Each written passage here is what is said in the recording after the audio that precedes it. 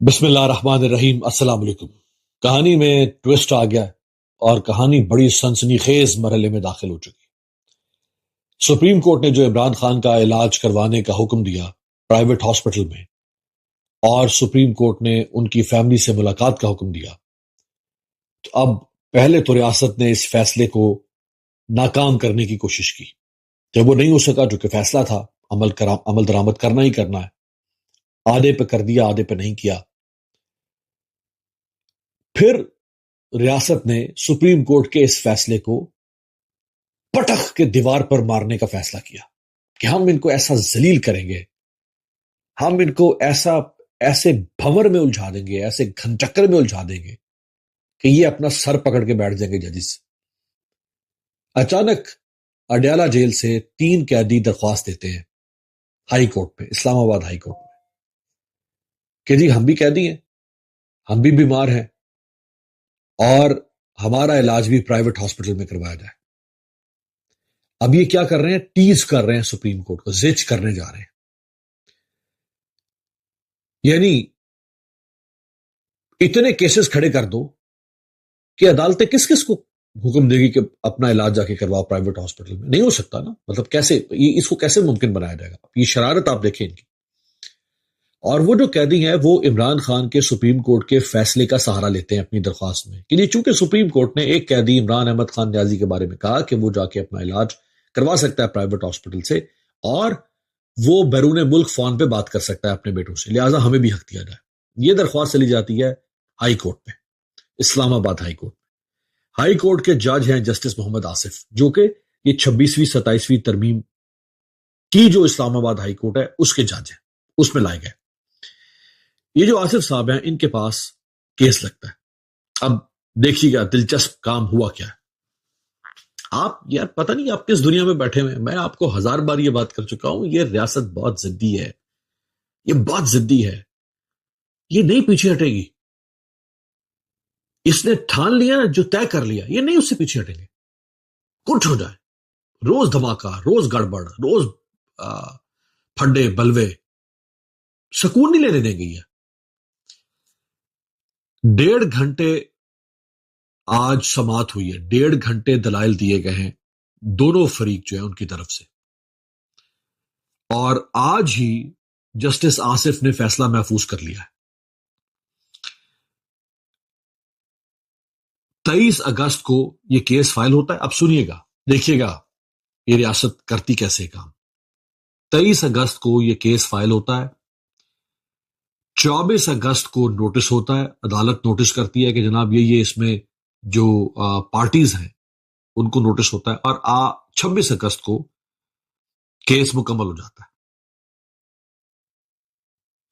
26 اگست کو کیس مکمل ہو جاتا ہے اور جج فیصلہ محفوظ کر لیتا ہے۔ اب یہاں ایک اور ٹوسٹ آئے گا۔ آپ دیکھ رہے ہیں کہ کتنی عمران خان درخواست دیتا ہے سپریم کورٹ میں، 7 مہینے تک اس کا کیس نہیں لگتا۔ یہی درخواست کہ میرا علاج کروایا جائے اور مجھے میری فیملی سے ملاقات کروائی جائے، 7 مہینے عمران خان کی درخواست نہیں لگی، 7 مہینے کے بعد لگی۔ ادھر 23 اگست کو درخواست آتی ہے، 24 کو نوٹس ہوتا ہے، 26 کو کیس نمٹا کے عدالت فیصلہ محفوظ کر لیتی۔ اب یہاں پر ایک اور ٹوسٹ آتا ہے۔ ٹوسٹ یہ کہ اب عدالت نے فیصلہ کرنا ہے یہاں پہ کہ کیا کسی قیدی کو پرائیویٹ ہاسپٹل میں علاج کی اجازت دی جا سکتی ہے یا نہیں۔ یہ ہے عدالت کے سامنے سوال۔ ٹوسٹ یہاں پر یہ آئے گا کہ عدالت جو بھی فیصلہ کرے گی، مثلا عدالت کہتی ہے کہ نہیں جی پرائیویٹ ہاسپٹل میں قیدی کا علاج نہیں ہو سکتا، یا عدالت کہہ دیتی ہے کہ ہاں جی ٹھیک ہے پرائیویٹ ہاسپٹل میں قیدی کا علاج ہو سکتا ہے، دونوں صورتوں میں کیا ہوگا؟ ریاست اس فیصلے کو چیلنج کرے گی۔ ہائی کورٹ کے فیصلے کو، فیصلہ بھی یہ اپنی مرضی کا لیں گے، جو انہوں نے آگے پورا ایک پلان بنایا ہوا ہے کہ ہم نے کہاں تک لے کے جانا ہے، فیصلہ اپنی مرضی کا لیں گے، جو بھی لیں۔ وہ جسے کہتے ہیں نا کہ اس شرط پہ کھیلوں گی پیا پیار کی بازی، جیتوں تو پیا تیری، ہاروں تو پیا تیری۔ یہ فیصلہ ان کے حق میں ہے یا ان کے خلاف ہے؟ انہوں نے اصل جگہ پہ فیصلہ لے کے جانا ہے۔ وہ کیا ہے؟ وفاقی آئینی عدالت جو انہوں نے 27ویں ترمیم کے ذریعے بنائی. اب یہ کریں گے یہ کہ ہائی کورٹ کے فیصلے کو آئین کے آرٹیکل 199 کے تحت یہ جو ریٹ پٹیشنز ہیں ان کا جو بھی فیصلہ اسلام آباد ہائی کورٹ کرے گی یہ وفاقی آئینی عدالت میں جا کے چیلنج ہوگا. وفاقی آئینی عدالت میں کون بیٹھا ہوا ہے؟ امین الدین خان، پاکستان کا جسٹس منیر، پاکستان کا ارشاد حسن خان، پاکستان کا مولوی مشتاق، پاکستان کا فائز عیسیٰ. یہ ان سب ججز کا نچوڑ ہے امین الدین خان. ان ساروں کی جو اپنی اپنی خوبیاں تھی نا، سمجھ رہے نا، خوبیاں انورٹڈ کاماس میں، وہ ساری خوبیاں اکٹھی کر دی جائیں تو یہ ایک بنتا ہے. یہ امین الدین خان، اس کے پاس جائے گا کیس، اور امین الدین خان کی آئینی عدالت پھر اس کیس کی تشریح کرے گی آئین کی روح سے، اس نقطے کی تشریح کرے گی. سپریم کورٹ فیصلہ دے چکی ہوئی ہے، انہوں نے آئینی عدالت کو سپریم کورٹ کے اوپر لا کے بٹھا دیا ہے. یعنی جو آئینی عدالت کا فیصلہ ہے وہ سپریم کورٹ پر بھی بائنڈنگ ہے. اب یہ آئینی عدالت سے تشریح کروائیں گے کہ کیا کسی قیدی کا علاج پرائیویٹ ہاسپٹل میں ہو سکتا ہے یا نہیں، اور آئینی عدالت کہے گی، وہ کچھ شرائط عائد کر کے کہے گی کہ نہیں ہو سکتا. وہ شرائط کیا ہو سکتی ہیں کہ جی اگر وہ علاج پرائیویٹ ہاسپٹل میں، اگر وہ علاج سرکاری اسپتال میں دستیاب نہیں ہے تو آپ جائیں پرائیویٹ ہاسپٹل میں. اس طرح کا کوئی وہ بیچ میں پخ لگا کے اور فیصلہ یہ آئے گا کہ قیدی کا علاج پرائیویٹ ہاسپٹل میں نہیں ہو سکتا. اور یہ بھی ممکن ہے کہ آئینی عدالت عمران خان کے کیس کو 16 ستمبر سے پہلے، چونکہ عمران خان کی اگلی ہیئرنگ ہو رہی ہے 16 ستمبر کو، آئینی عدالت 16 ستمبر سے پہلے ہی وہ کیس سپریم کورٹ سے اٹھا کے فائل اپنے پاس لے آئے کہ آ جاؤ خان صاحب، لگ جاؤ ادھر لائن میں، تمہاری ایسی کی تیسی. تو بڑا بھاگا گیا نا سپریم کورٹ میں، وہاں سے تو نے ریلیف لیا ہے. ہم کس لیے بیٹھے ہوئے ہیں؟ ہم کس بات کی تنخواہ لے رہے ہیں؟ ہمیں کس لیے رکھا گیا ہے؟ اس لیے رکھا گیا ہے کہ تجھے جا کے وہاں سے ریلیف دلوا دیں گے. یہ پورا ہم نے نظام بنایا کس لیے؟ ہمیں کس لیے 40-40 لاکھ روپے کی تنخواہیں برات مل رہی ہیں؟ اس لیے کہ تیرا راستہ روکنا ہے، اور تو ہمیں بائی پاس کر کے چلا گیا، وہاں سے تو نے انصاف لے لیا، تیری ایسی کی تیسی واپس آئے تھے. تو یہ اب دیکھ رہے ہیں ٹکراؤ ایک علاج کی بات کے اوپر. آپ دیکھیں ایک علاج کی بات ہے نا، اس کے اوپر یہ کیسے زد کر کے بیٹھ گئے، جیسے وہ اڑیل گھوڑا ہوتا ہے نا جو اڑی کرتا ہے، یہ اڑیل گھوڑے کی طرح زد کر کے بیٹھ گئے کہ نہیں کرنے دیں گے اس کی ایسی کی تیسی، چاہ جو تو نے کرنا کر لے، تیرا علاج ایسی کی یہ وہ فلانا ڈھمکانا نہیں کرنے دیں گے. یعنی آپ دیکھیں کتنی توانائیاں ان سازشوں کے اوپر، ان شطرنج کی چالوں کے اوپر، یہ جو ایول جینیس لوگ ان کے پاس بیٹھے وہ سارا دن یہی کام کر رہے ہیں. 14 بچے مر گئے، وہ نہیں کسی کو پرواہ. دہشت گردی ملک میں کہاں سے کہاں چلی گئی ہے وہ کسی کو پرواہ نہیں. باقی دسیوں ہزار مسائل ہے، کسی کو پرواہ نہیں ہے. عمران خان کے ساتھ جوڑ توڑ کیسے کرنا ہے، اس کو نلیفائی کیسے کرنا ہے، اس کی ہر جہاں سے اس کی بچت ہو سکتی ہے نا اس کو روکنا کیسے، یہ ان کے پاس بس یہی ہے کہ ان کا جینا مرنا اسی کام میں لگا ہوا ہے. مولانا فضل الرحمان صاحب نے 2 باتیں کی ہیں بڑی اہم. وہ چونکہ یہ سانحہ ہو گیا بہت تکلیف دے جو پیمز ہاسپٹل کا، تو کل سے وہ معاملہ جو ہے وہ پیچھے رہ گیا، اس پہ بات ہو نہیں سکی. مولانا نے 2 باتیں کی ہیں، وہ میں آپ کو سنوانا چاہوں گا. بہت سخت. اور میں کہتا تھا آپ سے کہ مولانا کو بیٹھنا چاہیے اپوزیشن میں. آج مولانا بیٹھ گیا اپوزیشن میں. اب آپ یہ سنیں اور پھر آپ دیکھیے گا کہ جب ایک شخص بیٹھ کے بات کر رہا ہو، 2 کر رہے ہوں اور 6 بیٹھ کے بات کر رہے ہوں تو اس کا امپیکٹ کیا ہوتا ہے. اب جو اپوزیشن کا جو باڈی لینگویج ہے نا، جو اس کا سٹیچر ہے، جو اس کی دھاک ہے، اب جب مولانا ساتھ کھڑا ہو کے بات کرے گا تو وہ سب تبدیل ہو جائے گا. مولانا صاحب کی وجہ سے ہر چیز کا امپیکٹ ہی بدل جائے گا. آپ کو مولانا سے لاکھ اختلاف ہو سکتا ہے، مجھے بھی بہت ساری باتوں پہ اس چیز کا اظہار ہم کرتے رہتے ہیں، لیکن بہرحال مولانا کی جو امپورٹنس ہے سیاست کے اندر، وہ بہت بہت امپورٹنس ہے، بہت بڑی ہے. 2 گفتگو ہے، پہلے آپ یہ سنیں.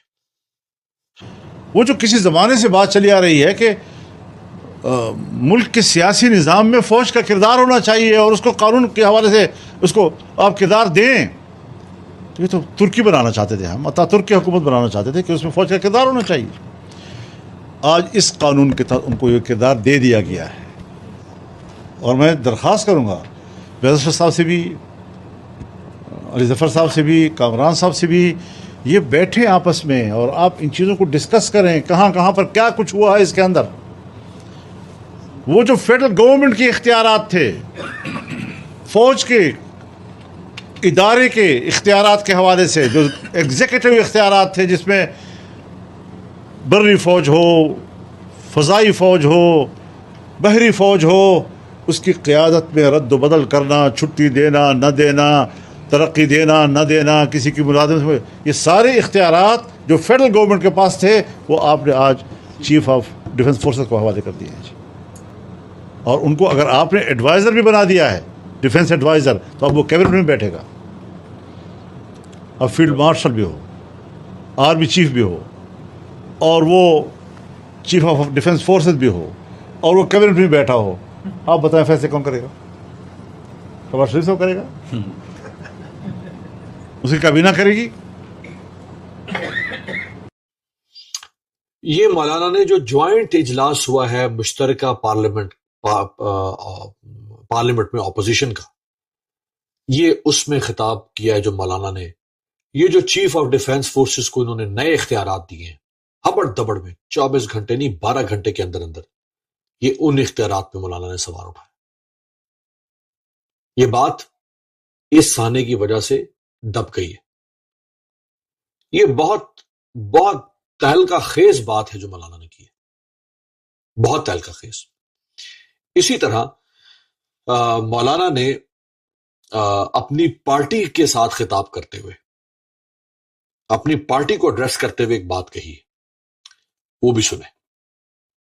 اور رسول اللہ صلی اللہ علیہ وسلم نے فرمایا 6 لوگ ہیں جس پر میں بھی لعنت بھیجتا ہوں اور اللہ بھی لعنت بھیجتا ہے، اور ہر پیغمبر کی دعا قبول بھی ہوتی ہے. اس میں ایک المتسلط بالجبروت، جو طاقت کی بنیاد پر مسلط ہوتا ہے. یعز من اذل اللہ ویذل من اعز اللہ.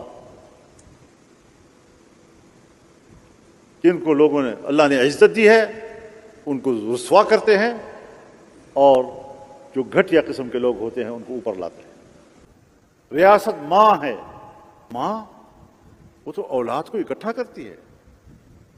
اگر اس کی اولاد میں کہیں کوئی مسئلہ پیدا ہوتا ہے، اختلاف پیدا ہوتا ہے اور وہ تقسیم ہوتے ہیں، ماں پہ کیا گزرتی ہے؟